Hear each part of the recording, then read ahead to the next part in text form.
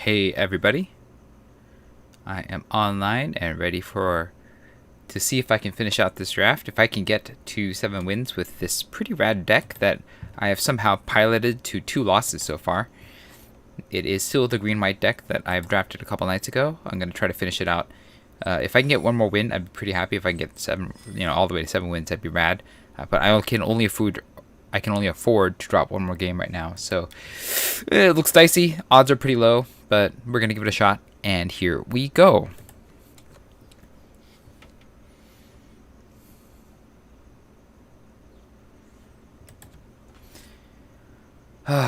Late night drafts. It's the only way for people like me.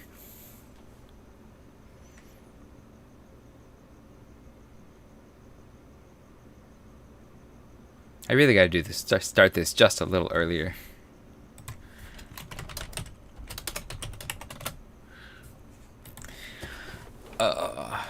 Maybe at 11, if I can. That would be better, probably. Here we go. So we're up against Grid Fawn as the homunculus guy. What's his name? Fibblethip. And we got 2 different colors of lands, 3 lands. We have a 2-drop and a 3-drop, or multiple 2-drops and 3-drops. So I think this is an easy keep. Nice aggressive hand. Can cast all the things.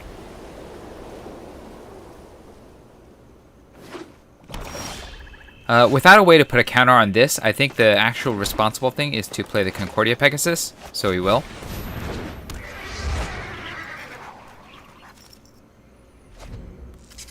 Once I have a way of putting a counter on this, this gets better, but right now it's not as good.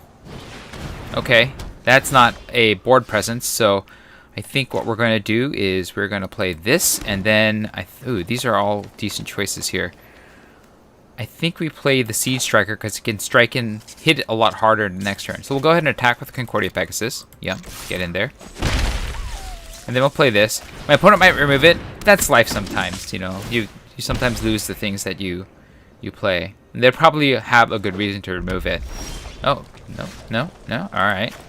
So here's the deal. We're going to play 2 guys.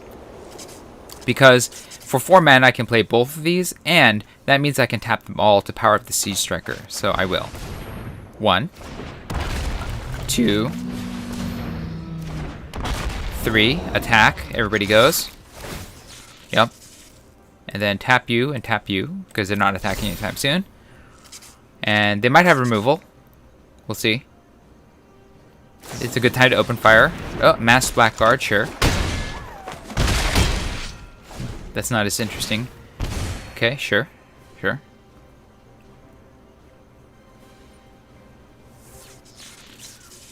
They're mana stuck, aren't they? They didn't play another land. Ooh, that's rough. But maybe they still have some removal. They gotta get rid of the Siege Striker, I think. Like, I'm just gonna win the race at this point. Yeah. They're taking their time. They're thinking about what they're doing. Seeing if they have any outs. If I had removal, I'd just kill the Siege Striker right away. Because that means I'm just doing 1 damage a turn. That's not going to keep up with their Sanctum and Stonefangs, but the Siege Striker is just going to keep punching through turn after turn. Okay, they have a Silver Smoke-Ghoul. That's not going to do enough, I don't think. I guess they can keep sacrificing it. Yeah. Alright. So now we have Basri's Acolyte, so that we have a good incentive to do this. Watch. I'm going to put a counter on the Drowsing Pteranodon, the other Drowsing Pteranodon. Yep. And then we're going to attack with you, and you, and you. And then we're going to tap this to make this a first striker. Yep, tap you. For a pile of damage. Oof. This is like the way that my deck wants to go, and I've just like been doing it turn after turn. So I've been drawing really well. My opponent has not. So that's a lot of why this is going so well for me. But yeah. I mean, my opponent might have a good turn. Who knows? But it does not look good from my perspective. Like, I would hate to be facing down my board on turn 5 with with what they have right now. But they have 4 cards, so you know it's possible they could get there.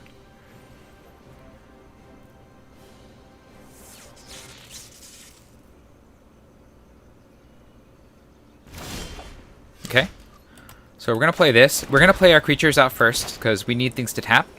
So let's see. I'm gonna play this Truffle Snout because it's harder to remove because they need 3 mana to remove this. So we'll put a counter on that. Okay, and then we're gonna choose to attack with you, with you, with you. I think I attack with everybody. Yeah, and then I'll just tap the Truffle Snout to power up the Sea Striker. Yep, tap you. So that's going pretty wide. They would need a lot of removal. Because I have to double chump. Yeah, they're out. I knew it was going to go that way. It was pretty hard to stop me once I got started. And my opponent just stumbled a little too much. Not their fault. You know, their deck might not be turning out the cards that they need. But yeah, there we go. All right. I won my quest. Let's go ahead and open these packs now. Alright, we got a Theros Beyond Death pack. We'll open that. And here are the cards in the pack. We have a gold wild cards, a rare wild card, so that's not going to be in the question. So now if I was going to choose a card from one of these remaining 7 cards, I would probably take Annex Hardened in the Forge, and this is why. Annex can get very strong, and it means that it can make a lot of your creatures into 1/1s even when they die, which means that you have more attackers. It's also leaves you pretty open to a second color, where Slaughter Priest of Mogis would really want you to be splashing or to be in 2 colors. And then none of these other cards are terribly exciting. I mean, I don't think I'd ever take the Fruit of Tizerius unless I was in the most aggressive deck ever. I think of the remaining cards, you know, Slaughter Priest is decent, and I think the Hero of the Pride is actually in contention because it works well in an aggressive deck. But I think that's about it. Nothing else in this deck is that exciting compared to Annex Hardened in the Forge.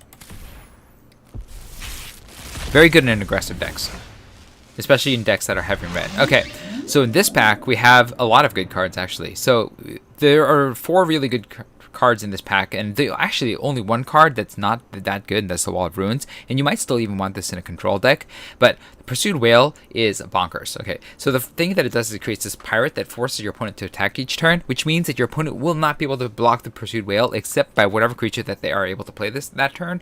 That usually means that they're going to have to sacrifice whatever that creature by putting it in the way of the Pursued Whale, so it smashes in for 8 points of damage. Plus, because all your opponent's creatures can attack each turn, or are forced to attack each turn, you can block them in whatever way that's favorable for you. And so it's a bomb and a house, and I would gladly first pick that. But there are some other good cards in here.